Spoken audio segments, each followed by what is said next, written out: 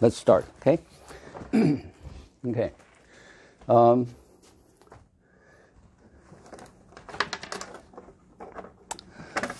So again, I want to, the class I want to do is called TrueCM. Okay, what's true? It doesn't mean I have the truth, okay, or the only truth. I have my truth. You probably have your truth right now, right? We can only live peacefully when we, everything within us is true and not in conflict. Okay, we have so much internal conflicts. To me, that's and today, so for years, I try to build a model and say, okay, a model is like a framework, right? So I already have my framework. Everyone has their own framework, right? But in order for me to say, okay, I want to be a Chinese medicine doctor, right? I want to be able to treat, not just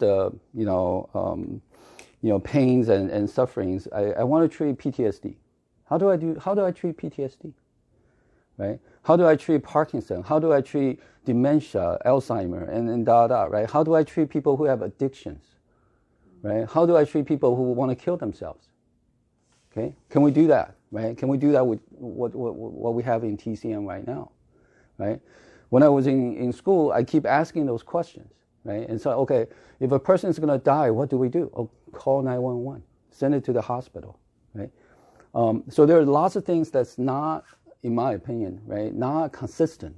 Okay, I want to know. I really want to know, right? And I think a lot of the people who come into Five Branches, right, whether they're students or staff or patients, right, they want to resolve what's internal. They want to feel empowered, right? They want to be themselves. They want to find. They're seekers. They're seeking what's true to them, right? And to me, the definition of a seeker is we really don't know what we're seeking until we find it and say, oh my goodness, that's exactly how I was feeling all this time, right? So hopefully with the framework, right, what I call MCA, mindfully centered approach, and I actually put 2024 on this because there was a previous version. What I like to achieve is to say, okay, here's my framework, okay, and would you consider this and see if it matches yours, okay, and then we engage our left and right brain, right, our midbrain, our limbic brain, and our reptilian brain, which we all have, okay. This is our built-in facilities, right, and when we don't use them or don't understand them or don't appreciate them, properly, we have a lot of internal conflicts, okay?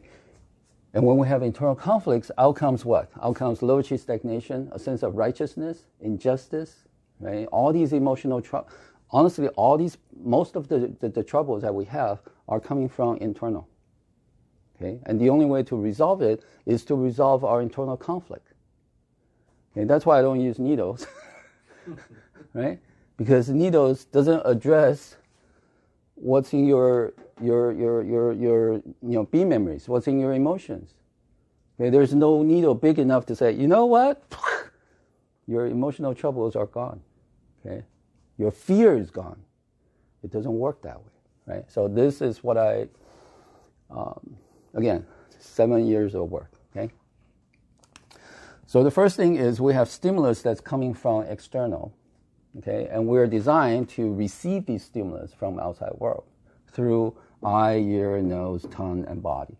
Right, the body is actually huge. Right, so we have tactile or sensations. Right, we can feel the temperature differences, taste, smell, sound, and sight.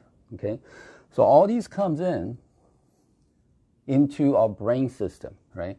Our brain has, it's actually very funny. I would think, intuitively I would think, okay, the brain will grow, right? So it will, start from a very primitive brain and after millions of years, it grow into a bigger brain. But it doesn't work that way, which is really cool, I think, right? So instead, what it does is it starts with the reptilian brain, which is a reflex, right? So that, for very primitive organism, that's all they need. They just need reflex, right? And then there's the limbic brain, right? And then there's the frontal cortex. Okay, frontal cortex, then we have the left and right brain, and we have the midbrain. Okay, and over here we have the limbic brain, which is in charge of our emotions, basically. Okay, so these are, very gross divisions of things, right? And I think this actually coincides with, the Western scientific, findings, right? So the outside stimulus comes in through these receptions, right? Antennas, if you will, right? Nervous systems or whatever, right? It comes in, and first it goes to the reptilian brain, okay? And it travels up, okay? So from here, let's say this is 0, okay? When it gets to the left and right brain, it's probably 0.8 seconds. From 0.2 to 0.8 seconds. So there's a certain delay, okay? And why? This is so important, right? Because if we're driving and we maintain our boundary and the car comes in,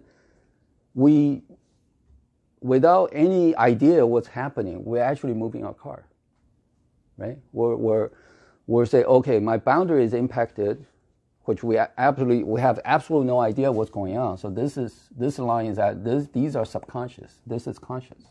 Okay? Our subconscious are doing so much every second of the day, our entire life. When we're driving, we have anger and fear. Anger protects our boundaries. So say, hey, this is my boundary. Okay? When nothing is in my boundary, my anger level is maintained at a very optimum level. PTSD patients have very, very high level of boundary impact. They feel like their boundary is actually small, so anything that comes in a little bit, they feel like this is going to take my life.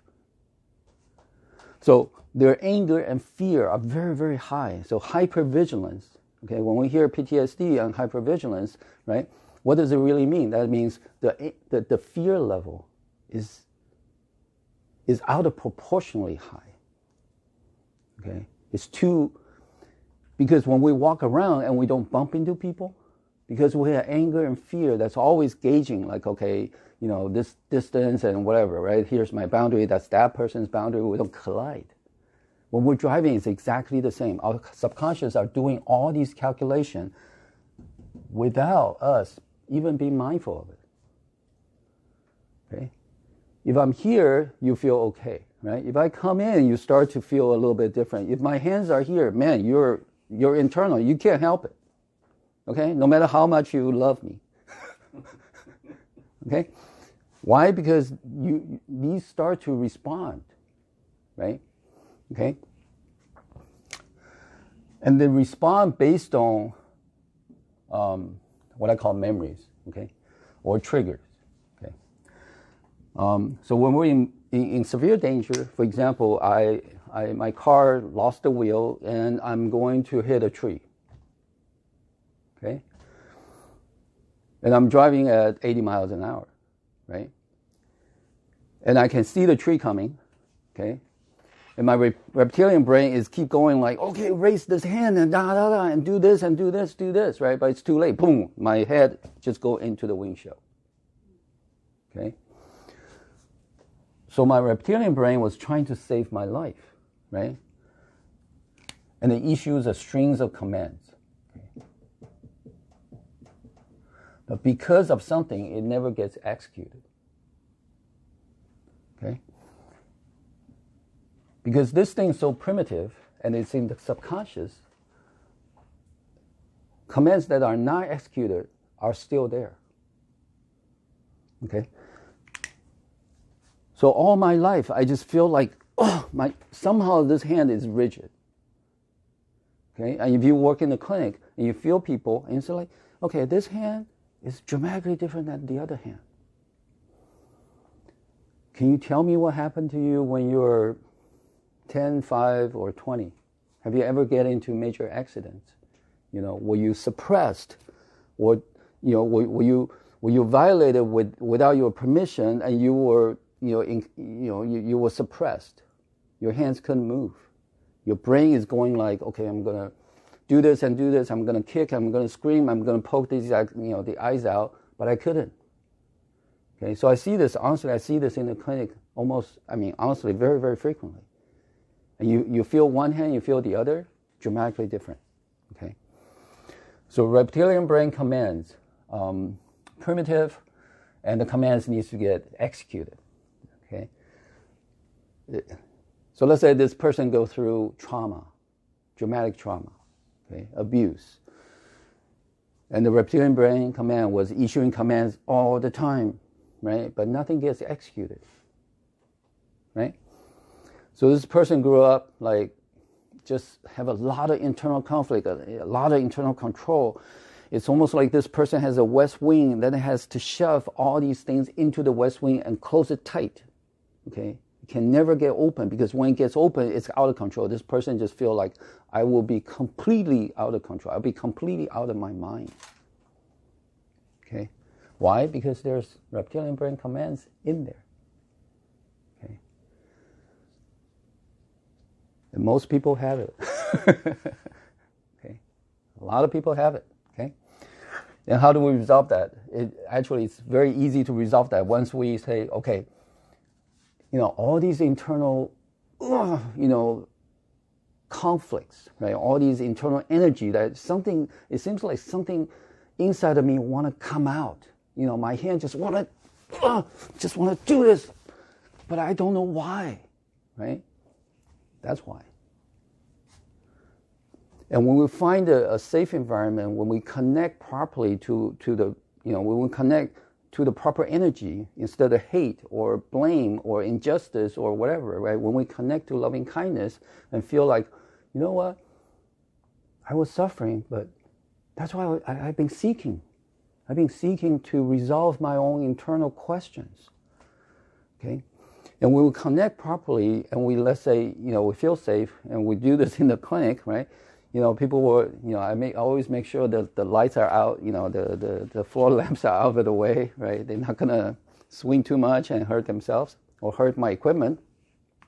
And they can scream as loudly as they want. Okay. I actually have a patient, she came in, her ring channel was like here. It couldn't come up because when ring channel come up, we want to speak the truth. We want to speak from our heart. Okay. We're not suppressing, okay? She came in with, ring channel here, and the voice is like, hey, John. There's no voice, right? Turns out she was abused, with her mom and brother in the other room by either her dad or stepdad. And when we do this reptilian command release, right, she was here, I was actually outside, and I was actually here. And at the end, she was like, stop touching me in such a firm, loud, and resonating voice. My windows here, I've got like 5 or 10 windows. They go like, okay. And after that, she's very, very different. Okay. And I also have students who were raped, between the age of 18 and 20, like 3 times. And she was nervous, she was panicking, she has a lot of issues with, it's like, if there's an exam, she doesn't, she freaked out. Okay, if there's anything that needs her attention, she freaks out, right? And she went home and did it. Okay, the next week she came in, it's like, John, you know what? The looping noise in her mind, right, just quiets down. Okay. So pending reptilian brain commands, okay? It's like, let's do it. Do it. Okay? We got to do it. But it's like, there's nothing to do right now. Why am I doing this? And we continue to suppress, okay? So this we can find in people who suffer traumas before, right? Cancer patients, right? PTSD, Parkinson, addiction, right? A lot of these, we've got to look into this, okay? Because otherwise, again, needles doesn't address this, okay? Yeah. So then it travels up to limbic brain, which has which generate emotions, right? Unfortunately, in this world right now, we talk about EQ, right? Which to me is the worst thing that's invented at this point, because they separate emotions into positive and negative. Okay? Emotions are just messages. They're generated by our inner triggers, okay? Internal triggers or memories. When something happens to us and that's painful or cheerful, right? We install this trigger inside. When we come out of the womb and get the first milk, for example, from mom's warm embrace and breast, right? That trigger is in here. You say, I want to get close to something that's warm and supple, right? And nice and safe. We want that. Okay? So that trigger is in there, right? But when we grow up and up and up, and when we're 5 and we're playing piano, if we play well, we have ice cream. If we don't, we get beating, for example. And all of a sudden, intimacy or this trust becomes another trigger. If we don't meet expectation, right, then we get punished. That becomes another trigger. So all of a sudden, we have two conflicting triggers. Right? One is we want intimacy. We want to trust people. But we can't really trust the people that we trust. Because it's the same people. Okay? And then now you can imagine anything that happened to us will get in here. Get into the B memory, right, which has all the triggers. And they're not organized, right? They're not, making any sense because they're in the subconscious. So when you say, okay, I want to figure out my emotions, I want to work hard to resolve my whatever, right? You can keep working, but you will never get there, ever, because it's in the subconscious, right? But there's a way out, right? So similar to this, okay, everything I talk about is because we can resolve it, right? But first we need to know. So stop doing this EQ stuff, okay? Anger is great. Hate is beautiful. Fear is wonderful, okay? If you have people who have no fear, it's like people have no feelings or no senses. They burn themselves and they don't even know. So people, there are people who genetically born without, sense. Their hands their body has no sensation, right? They can burn themselves. They can, they can do crazy things, and it's like, oh, I feel no pain. Very similar to pause mode. Okay, very very similar. Okay. At the same time, don't you always hear that thing oversensitive? Yes. Oversensitive is because our boundary is not safe. When we don't feel safe, we're like this, right? So, and when we don't feel safe, our breathing, very, very shallow, or very, very tight, it's undetectable. Okay? You'll be talking to this person, it's like, do you ever breathe? How? Where? You don't breathe. Right? Or they don't breathe automatically. Very interesting, right? So fear and anger, okay, so in this clinic I don't go into a lot of emotions, but fear and anger to me are two primary emotions. And from there, they start to manifest into, or umpteen number of emotions, okay, jealous and hate and to me are basically the, manifestation of anger and fear in different portions.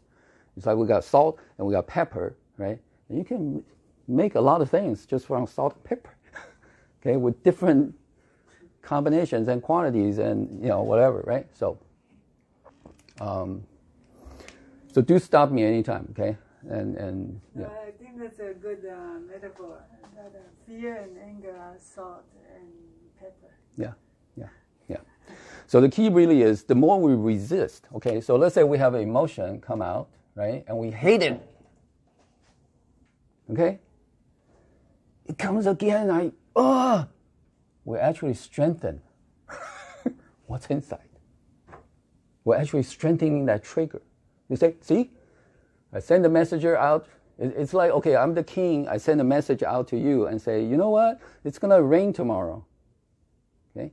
And it's going to be a flood, and you better evacuate your whole kingdom. Right? And the receiver says, yeah, right. Kill the messenger. Kill the messenger. Okay? Emotions are just messengers. Okay? They carry a message from deep within us. Okay? And there's no right and there's no wrong. Every trigger that's installed in here, every trigger is to protect us. Can you see the conflict that we have right now? Our conflict is to think these triggers are evil. They're not evil. They're there to protect ourselves. You would think like, okay, fear, why would fear protect me? Right? I feel bad, feel so scared. Right. Because you have something to scare about. Yeah. At one point in your life, you have something that you are scared about. Every day it consumes you. Okay? Yeah. You're in school, you're like, okay, I don't want to go back. Okay, I want to stay in school. I don't want the bell to ring. Then I have to leave, this environment. Okay? And to this and what's okay, so there are several things, okay, about triggers. One is they are protective, okay, of the situation we were in at that time. No, I rarely have any fear, scary stuff. But only my symptoms just horrify me. Yes. One of the reasons, yes, and we'll get to that, okay? That's the only thing that I'm scared of. It's actually far more than that. Really? Other than that, I feel like... this is far more than that, okay? So Parkinson is, especially type 1 Parkinson, right? It's like, okay, I look into myself in the mirror and say, I am not going to feel any more pain. Right? Yeah, pause more. That's pause. Then boom, all of a sudden you don't feel pain, you don't feel scared, you don't feel happy, right? You don't feel anger. You basically say, okay, I'm not gonna, you put a wall here. That's basically what pause is. Okay? You put a wall there, right? So when you are recovering, that's why I was making the slides, okay? I really want to make a video out of it, so I'm making the slides, okay? So triggers are protective and they're global, okay? And they're lasting. Okay? So it's not like, okay, my dad abused me, so I have triggers that only apply to my dad. No. It applies to anybody or anyone or any event or any movie or any, news that sort of represent, that has anything to do with my dad in terms of attributes. Okay? Like male, right? Authority, right? Loud voice, always talking about discipline, right? Try to educate me, and da. Okay? So the triggers we have are, it matches something, right? So it's a pattern matching, right? So imagine this is like we Google, right? We Google, say, orange lamp, okay? And boom, all of a sudden, there's a whole bunch of things show up, right? Himalayas, orange lamp, different shapes and sizes and da, right? Same thing here. Same thing here. So the triggers become a database for any stimulus that comes in that matches, and boom, all of a sudden we have the exact same emotion.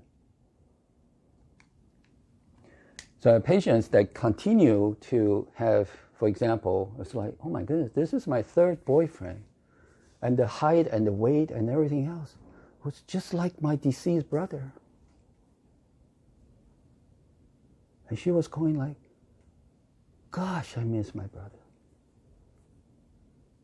It's very, very interesting how a lot of these things sort of work in the subconscious. Again, these are subconscious, right? So how do we get to the triggers, right?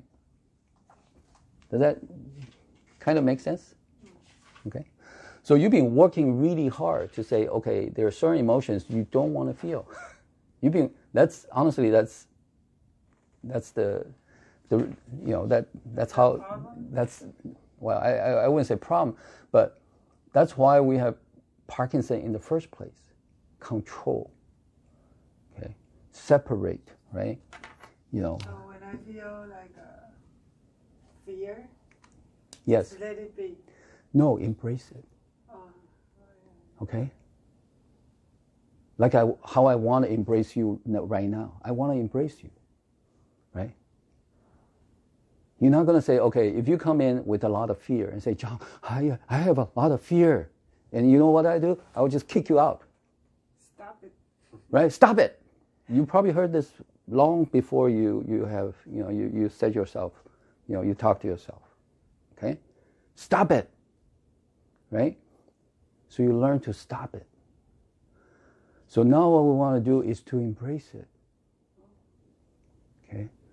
That's why when you're here, your body feels good. Yeah. Because here we don't judge you. Yeah. This is a safe environment. So here in the clinic, this is what we do, right? We want to create an environment where we don't judge, right? We don't sympathize, but we don't judge either.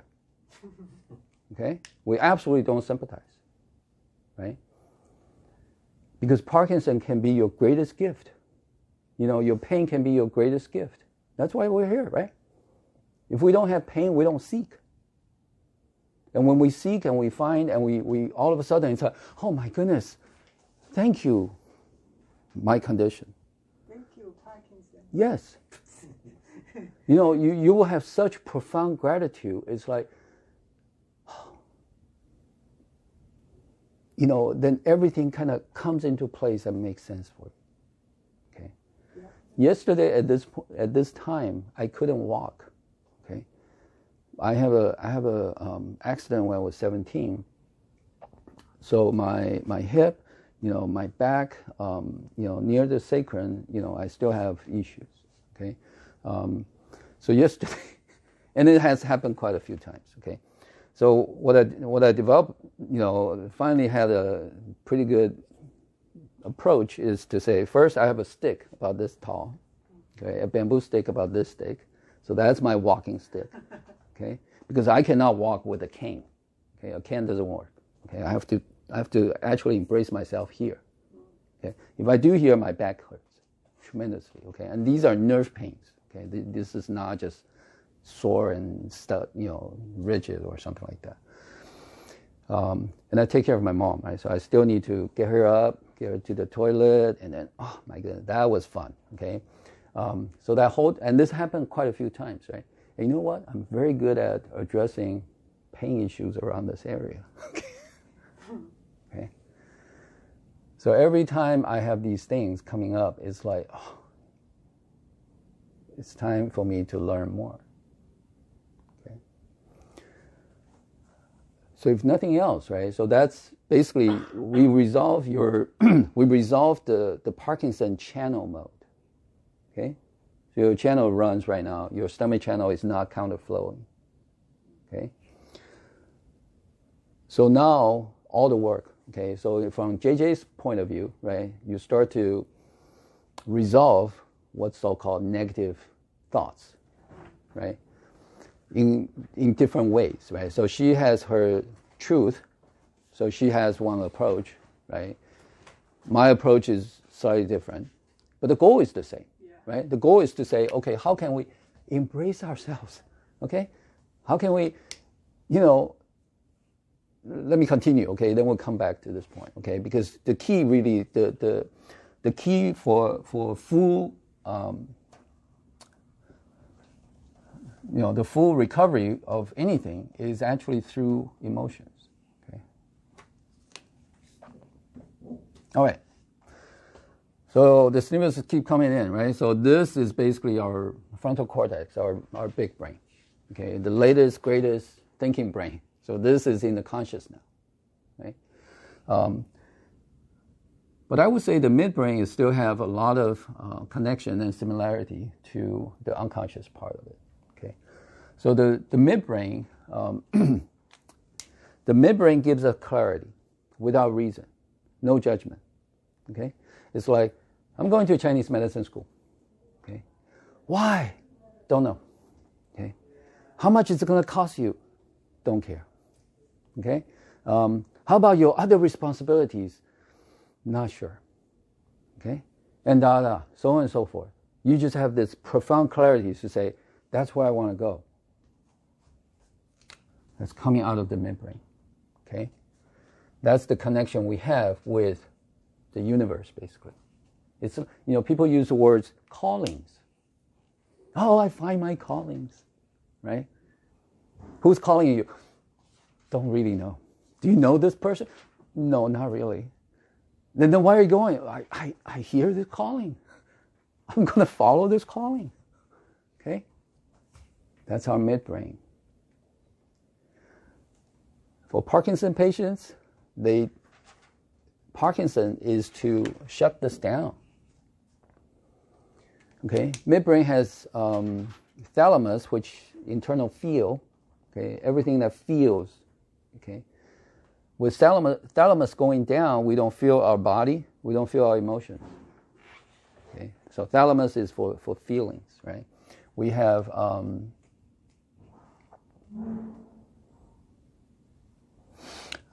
anyway, we have all these things, okay? We have these constructs within the midbrain that's in charge of hope, okay?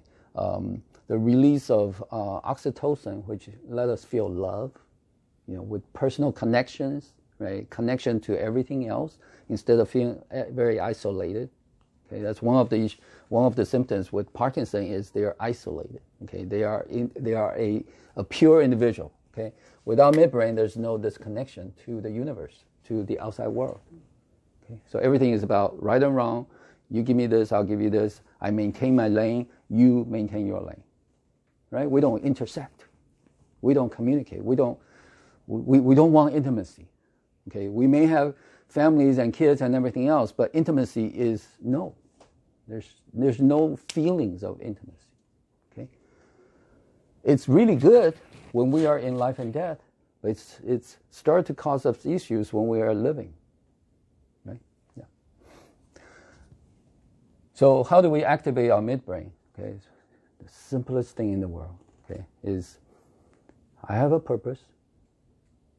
I connect to loving kindness. Honestly, just that simple thought. Then boom, we activate this. Okay. Then we'll be having fun, right? And things happening to us will not have the same magnitude because if we don't take care of things here, it goes up to the left and right brain, which judges. Okay?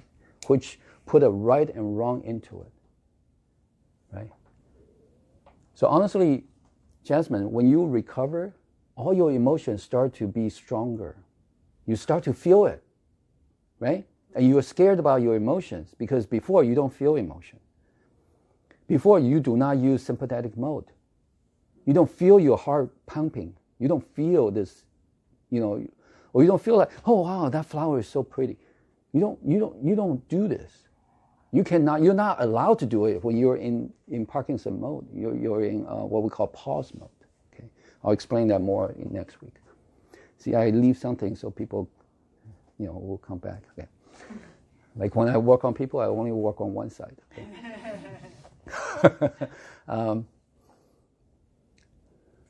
So when we shut this down, right, that then things still need, feelings still need to get processed or something like that, and it gets into the left and right brain, right?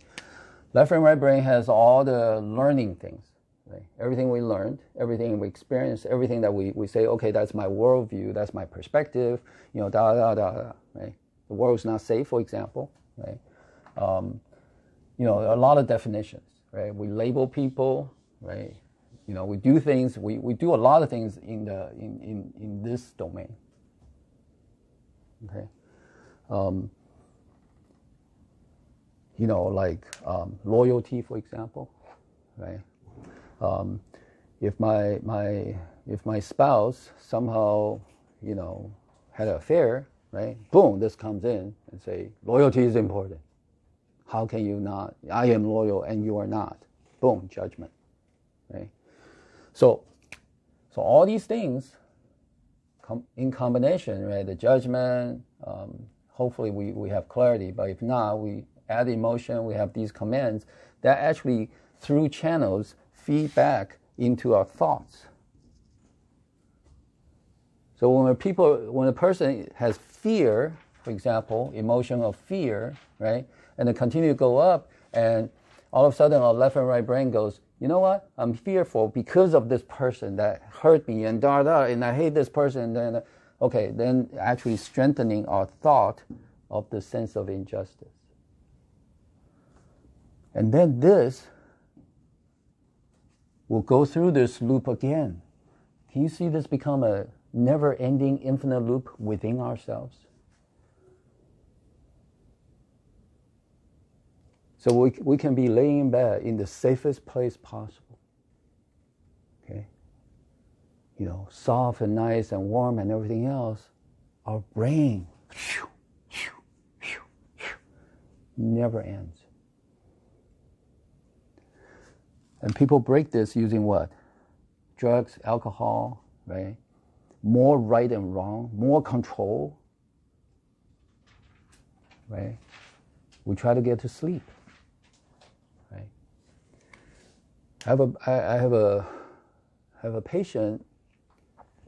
He was kicked out by his dad when he was 12 years old into the street. Right? He said, "I don't care where you're going. You're just out of my door." Okay. So all his life he's hypervigilant.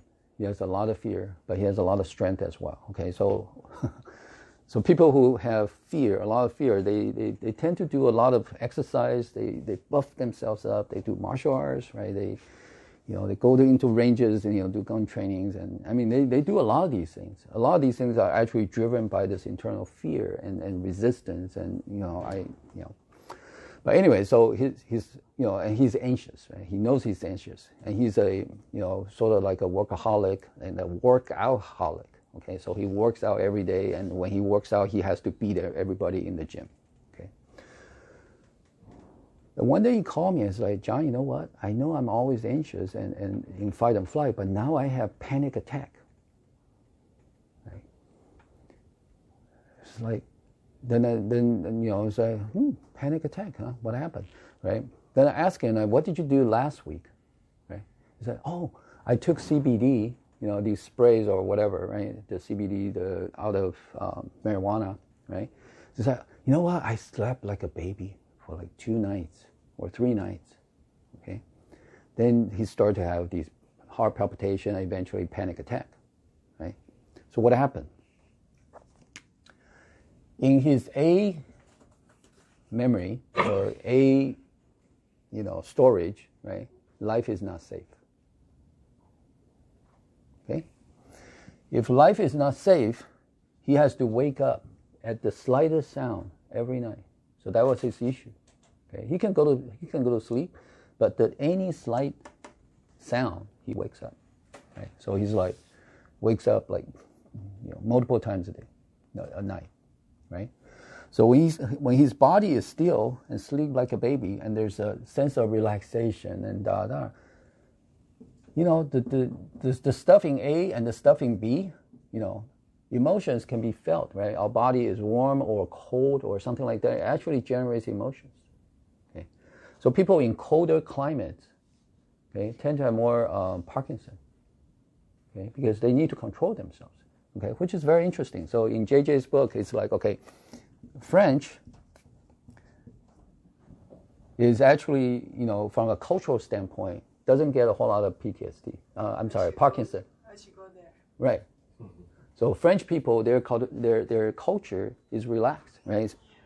South America, the percentage of Parkinson is very, very low. Okay, you start to go to Germany, you start to go to Japan, right? Why? Because cultural is about control. It's about doing the right thing precision, right? But when French people moved to Canada, to the coldest place in Canada, their Parkinson rate is back up to basically the norm, higher than when they're in their home country. In winter, my symptoms just worsen. That's right? Because you need to control more. Seriously, if I move to Hawaii or somewhere, relax a year, But again, should be fine. no. You can change your environment. I think so. No, because see, this dude gets it, okay? You know why? Because you can change your outer environment. What's really bothering you is your inner. But it's easier to get it there. So But that doesn't solve your whole problem. I just talked to my husband, maybe just let me go back to town for a while. Yeah. But then, You can do this, but so you can absolutely change your environment with this, still, right? Because you will still see people litter, for example, okay? Or go on the bus without, and just sit there, and the older gentleman comes over and still sit there, right? It will trigger you. And when you get triggered, you reinforce the sense that life is not safe. Okay? So when we have the sense that, okay, life is not safe, people cannot be trusted, we actually will gather far more evidence to reinforce our perspective. Okay? So,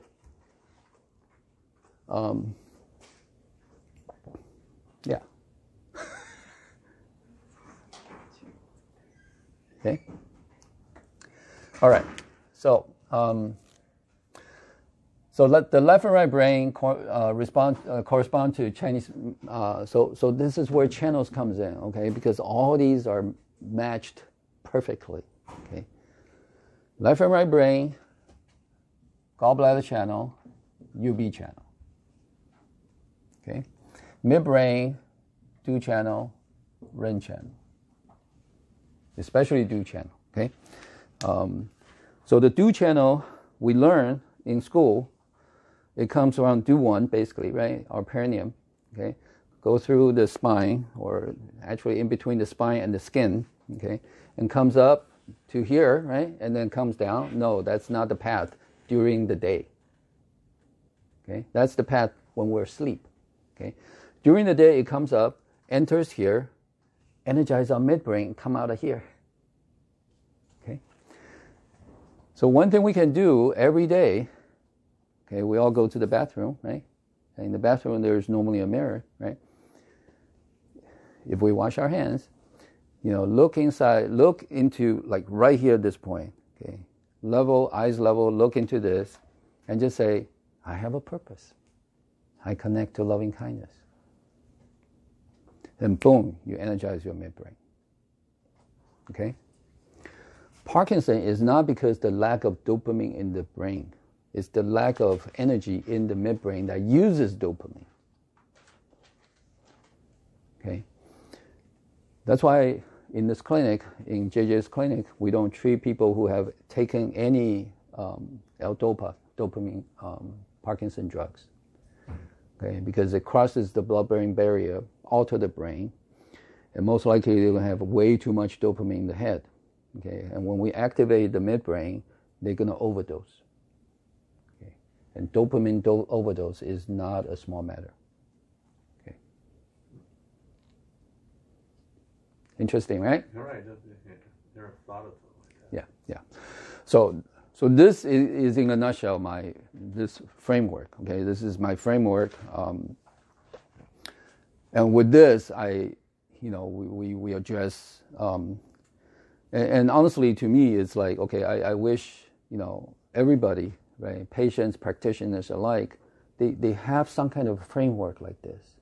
Okay, so when people come in, we're not just addressing something. Okay, we're not addressing just part of this person that's bothering this person. Okay, Jasmine, if you go to, you probably did. If you go to an acupuncture clinic, they're gonna needle you. Okay, all the time, right? They're gonna needle your liver 3. They're gonna drain your energy. And when you don't have energy, you don't shake. Okay? A lot of the shaking you have right now, a lot of the stronger emotion you have right now is because you are back to life.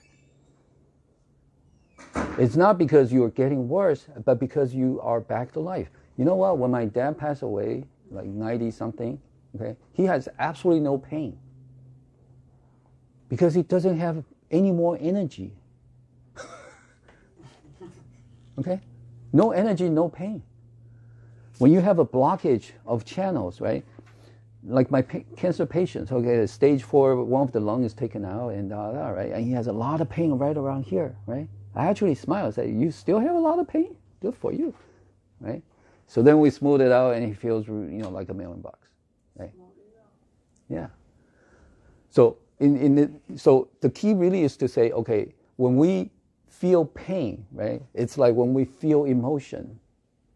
The first thing, hopefully, to me, okay, we all talk about, live in the present moment, right? As if there's only, it's like, okay, this happens here, okay? If we don't resolve it, like right here, we miss the present moment, right? No. The present moment, stay with us until we resolve it. It's here. Okay? I have patients come in 40 years later, okay? After the divorce. She's still in that moment. Okay? What's the duration of a present moment? Is however long we hold tight to right and wrong, to injustice. They're still in the present moment, in that present moment. And to me, this is a blessing, right? That means if we don't resolve, this, we'll keep it. And when people do resolve it, boom, it's like, John, it's so quiet inside. I feel so free. Life is very different. Why? Because they resolve that present moment. Okay? So in this clinic, it seems like, okay, people come in and say, I want to kill myself. And I will actually smile and say, that's one option. Okay? That's indeed one option. Solve everything. Right? You think it's going to solve everything, but is it really going to solve everything? Right? So then we explore other options. Very interesting, right? Let me tell you a story, okay? You've heard this too many times, okay? So when my son was 5, right, he learned how to ride bike, right? So you're probably the only person that haven't heard this, right? So then, then there's a blacktop, right? It has all these, set up for tether balls, okay? It's the weekend, so all the poles were removed except one pole, okay? He rode in, right? It was a huge blacktop, right? And he was like looking at that pole, and I can see him trying to avoid that pole, but eventually he hit that pole. Okay? If I blindfold him, I guarantee he will never hit that pole, right? So that's basically what we do, what we resent, right? Pay attention to, trying so hard to avoid, that's exactly what we're going to hit, right? So when people come in and say, I have this problem, I have this and this, it's like the first thing we got to do is to change the perspective of that problem, right? If we don't, there's nothing, no needle big enough, nothing's going to big enough to address that. Okay? Because this left and right brain, this judgment, you can't, once it's there, it's very, very hard, very difficult, right? But we can use what? We use suffering, we use pain, right? We use what we, which, cause, suffering or whatever cause us to seek, right? And the question is, are we willing to do things are we willing to change? Right? Yeah.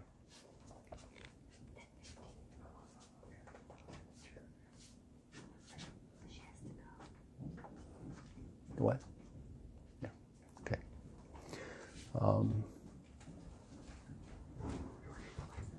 Okay. So that's what I want to cover today. Okay. Any question?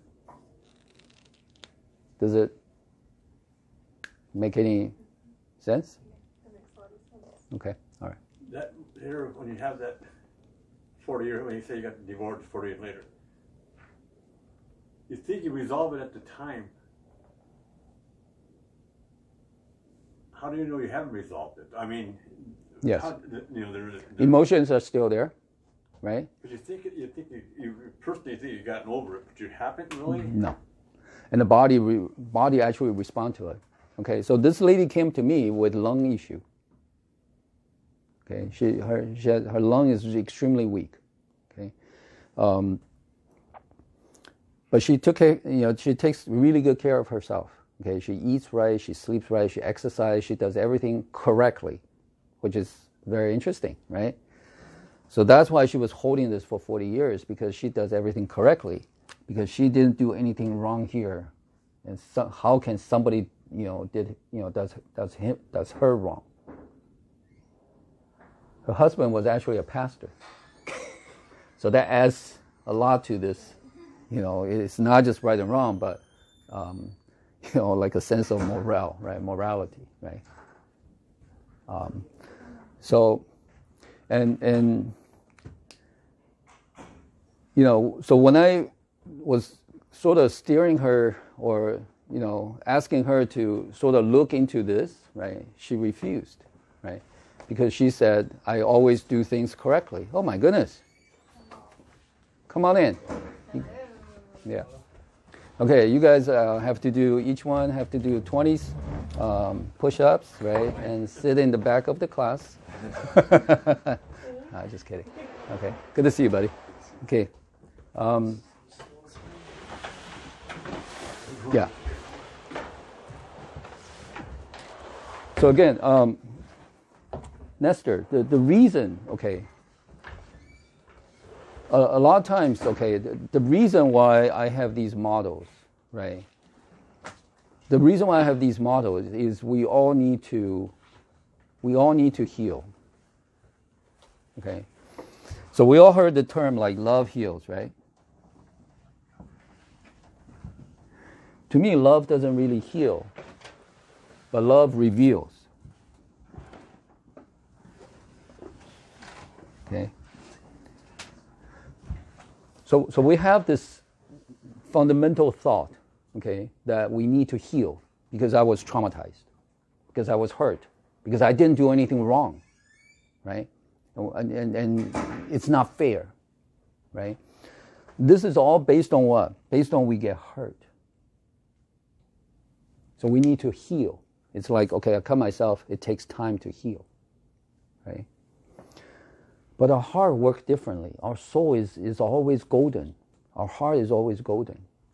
Okay, this is what, not from me, this is what all the saints, all the people who are enlightened, they say, oh my goodness, I'm always the same. I'm just pure energy, pure light, or they use different terms and everything else, right? But what they're describing is we can never ever be hurt. Ever. Okay? If we choose to, so love reveals. Okay? And to me, I'm not a Christian, but one of the greatest stories that inspire me is actually Jesus on the cross. Okay? The first of all, how can he even be on the cross is beyond me. Okay? And the second thing is, he is on the cross. What did he do? He continued to love all the disciples, all the Roman soldiers that's going to kill him, right? He continued to love unconditionally. Because to him, we're all the same. Our behaviors and our words are only temporary. But our heart is always golden. So to me, Buddha and Jesus didn't come to this world just to show off and say, hey, you know what? I can do this. You guys, right? They came in here to say, we can all do this. when we figure out their true lessons, their true, what they truly are, what they're truly demonstrating to us. And to me, that's a perfect story, right? Perfect event to say, I'm on the cross, I continue to love unconditionally. I did not forget. Jesus, people say, oh, Jesus forget. No, Jesus doesn't have the capacity to forgive. Forgive means there's something wrong. Right? He doesn't have any, he is way beyond right and wrong. Okay?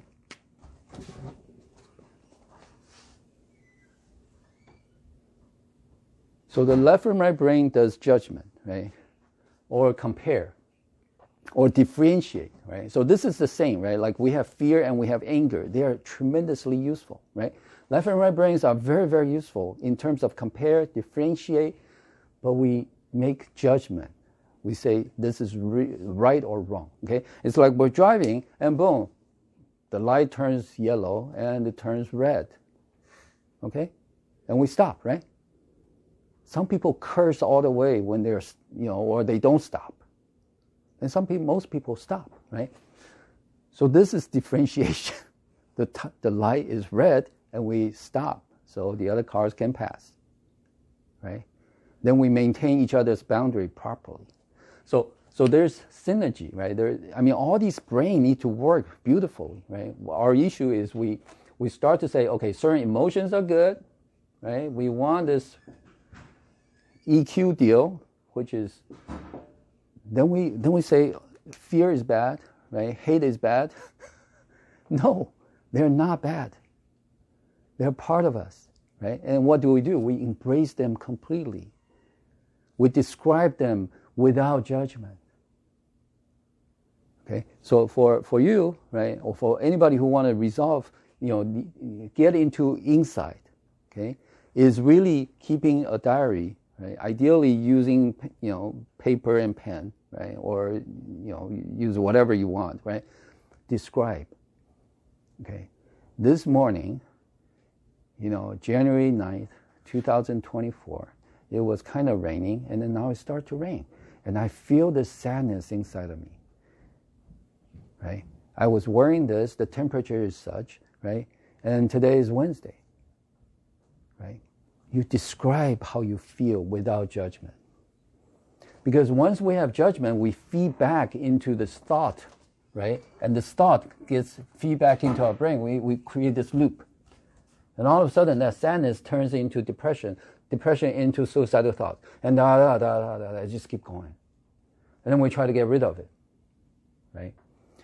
The way to break that loop is love reveals. Embrace everything that's inside first, okay? When people say love ourselves, that's what it means, okay? If I have emotion, if I look at Huber and say, you know what, I hate you, right? Somehow you trigger me to, that intense sense of hate whenever I see you, right? If I hate that I hate you, I will continue to hate you. But if I really embrace my sense of hate and say, I don't know, man, this is Huber, maybe he has hair and I don't, he can grow a beard, I can never, right? Maybe there's something that triggers me. I just hate that person. Maybe he's always happy, right?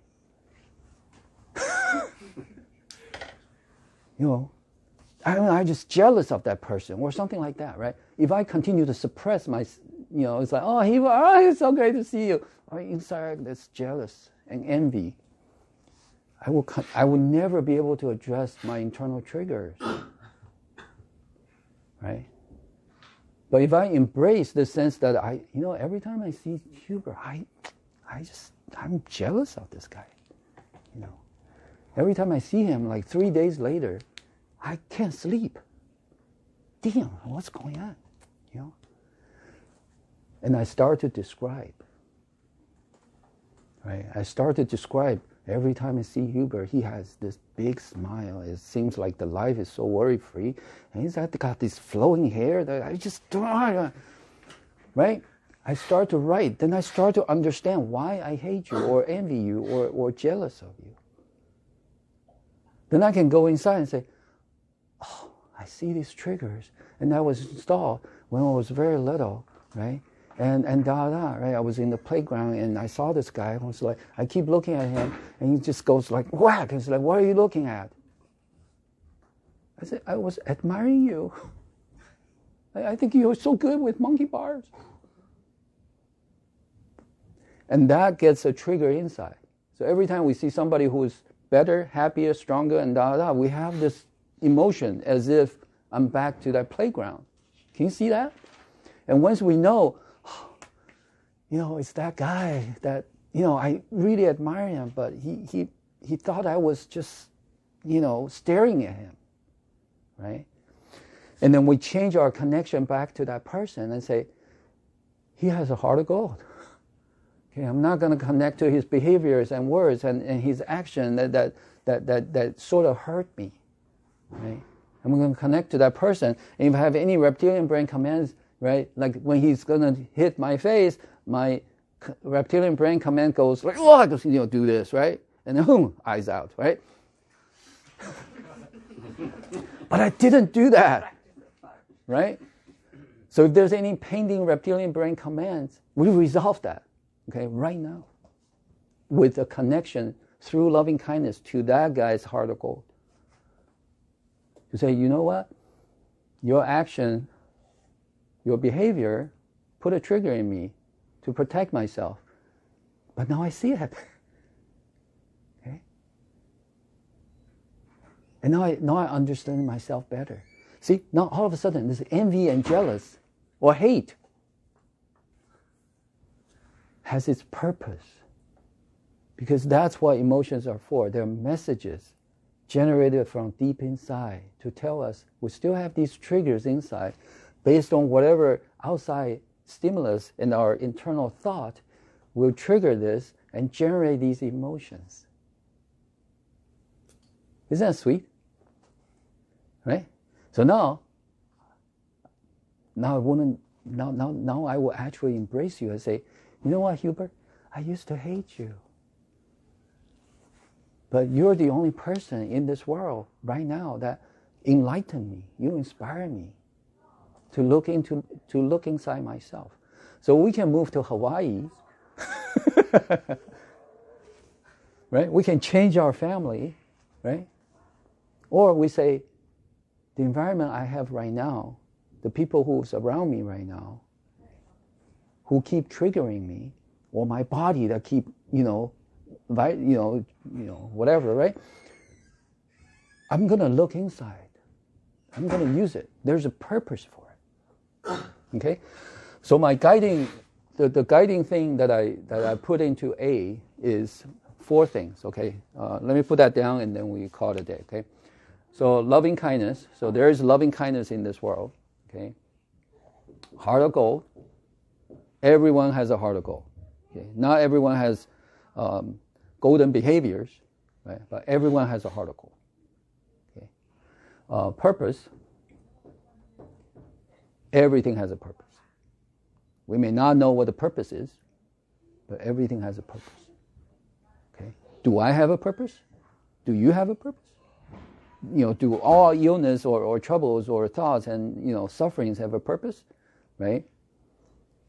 They have a purpose. We just don't know what it is. We may hate it, like I hate Hubert, right? But once I say, there's a purpose for this, okay? And it's not Hubert, it's something inside of me. And all of a sudden, Hubert becomes the greatest person in my life. Honestly, today I'm here to be able to do this is because I have, for 2 years I was highly depressed. Okay, my family life was really, broken. Okay, I have 4 kids. They, none of them want to talk to me. When I say hi, they go, "Dad, can you just get off my face?" Okay, so I'm part of this is, to me, I need to understand this. Okay. So the way I finally got, get over everything, that's troubling me is one day I woke up, okay, with profound clarity is I've never loved before. I've never loved my parents, my wife, my kids, myself, anybody in my life, ever, unconditionally. All my love is conditional. I thought I was the, highly responsible, family person. I take care of my kids and right? Gosh, all with conditions. Because then, if my love has no condition, when my kids say, "Get off my face, Dad," right? Or John, right? I will say, "Oh, thanks for sharing me your thought." And I will continue to love them. I will not be a candle in the wind, right? I'll be a lighthouse, right?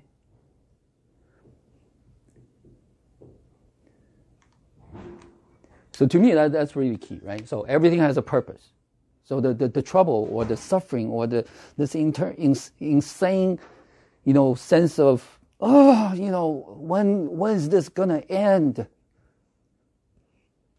It will end when we say there's a purpose for this, and I wanna know, I wanna feel it. Okay.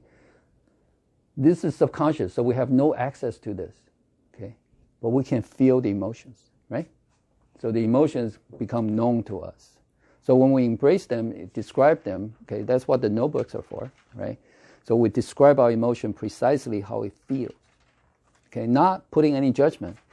It's like that freaking Huber is here again, right? That's judgment, right? Huber is here again. With that, familiar smile, beautiful teeth, or something, okay? The last thing is choice, okay? So these are the 4 things that I put in A, okay? Everything in my A, which is learned concepts and right? Everything here has to sort of in harmony with these 4 items, okay? So that's my belief system, okay? I continue to review this. Okay, I continue to sort of evolve this if necessary. Oh, you have to go? Okay. Yeah. Thank you. Thank you. Thank you for the whole Thank you. framework. All right. Okay. Thank you. And I will record the video. Okay. Okay? Yeah. Thanks a lot. Yeah. Yeah. Yeah, it's over there. Yes. So these are the 4 things, and we can go deeper into that, okay? But today I just want to bring this framework in, okay? What I call MCA 2024, for people who are late, okay? So this is a series that I want to do, okay? So what I call TrueCM, okay, versus TCM, okay? So what we learn in Chinese medicine school is what's called TCM, okay? And TCM stands for traditional Chinese medicine. Okay, what I want to do is called TrueCM. Okay, it doesn't mean I have the truth. It means we all have our truth. Okay, and let's be true to ourselves. Okay, let's be true to our emotions. Right. If we're suppressed, depressed, abused, and everything else, and we live a life that's not what we want, right? What can we do?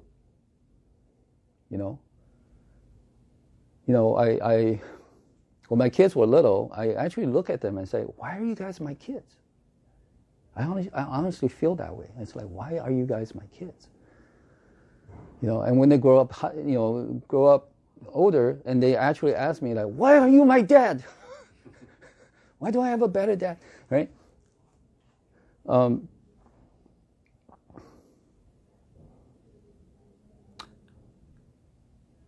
To me, it's like, okay, what's true to us is like, okay, given the situation we're in right now, how, what's the purpose, right? Do I still have a heart of gold? Do I label the other person as evil, right? Do I still have a choice, right? So to me, that's how I cultivate myself, right? That's how I share with my patients or anybody else, right? Because to me, if you compare this, right, if you take this in, and you will know body is really a very small part of this, right? And And I also have a view that anybody who sees me, getting treated by me, will die. Okay, that's a guarantee. Right? So eventually, this is going to go away, right? This is a guarantee to go away, right? So what do we have? What do we have? You know, the very last inhale and the very last exhale. What do we have? We still have all these.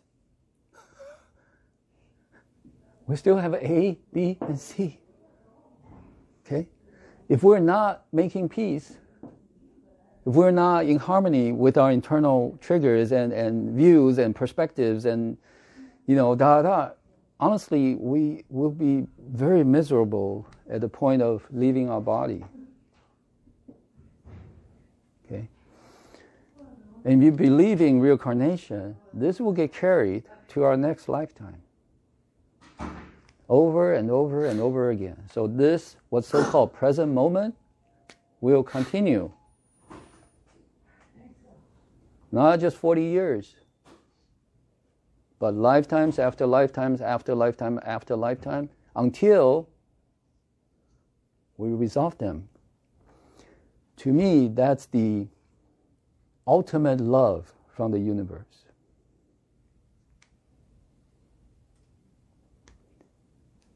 And because of that, we will all eventually reveal that we have a heart of gold.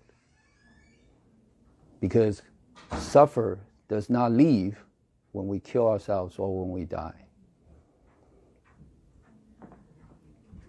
To me, that's the benevolence of the universal energy, or whatever, however you want to call this. Because it stays. Right? So it's never too early to resolve this. It's never too late either. Isn't that sweet? It's not like, if you don't do it now, you're doomed. No, you will do it. Eventually, you will. You guarantee everybody will reveal their heart of gold.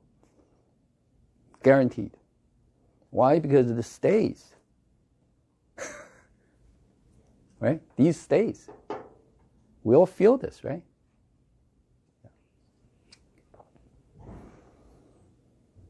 So every person that comes in, to me, is an opportunity to reveal themselves. Right? So when I do this, I don't do it from a help standpoint. Right? That's why I cannot help anybody. Right? The greatest energy in the world couldn't help anybody. If you ask Buddha, would you like to heal me? He said, oh, yeah, I would love to, but I can't. Because I am not you. I can connect to you, but you have to do this yourself. Right? So without helping, what do I have? Right? I have this sense, I am here to serve you guys. Right? I'm here to serve. I'm here to share my first-hand experience, and I'm here to share my own truth. And hopefully, we have this concept, and we start to go over our own truth. See if they're conflicting, right? And how can we bring harmony back to it, right? Do we have a guiding principles, right? Or we just make judgment based on family, race, color, age, whatever. Do we just do that? Or based on their behaviors? We say, okay, this person has bad behaviors, that's why this person is a bad person. Too easy to do that. Too easy to do that with, to other people, with our friends, with our families. That's why certain brothers and sisters, they go to court. They really have trouble with each other. Because they hang on to what? They hang on to right and wrong. Righteousness is the worst energy in the world. Okay. Righteousness blocks our spleen channel that goes to the heart, because when we're righteous, we have no kindness. Right? So this goes back to channels. Okay, so with this, and it goes back to channel, then treatment becomes like, treatment just falls out from this understanding automatically. Okay, we don't, honestly, That's why to me, it's like we can learn all these protocols, or we can have this, that we embrace or reflect or everything else, right? And that we cultivate, then all the treatments just falls out, just automatically just comes out. And the treatment will be what's most empowering at the moment. It's not like, okay, what's the right treatment for this condition? No, who knows, right? But what's most empowering at that time. And that's it, right?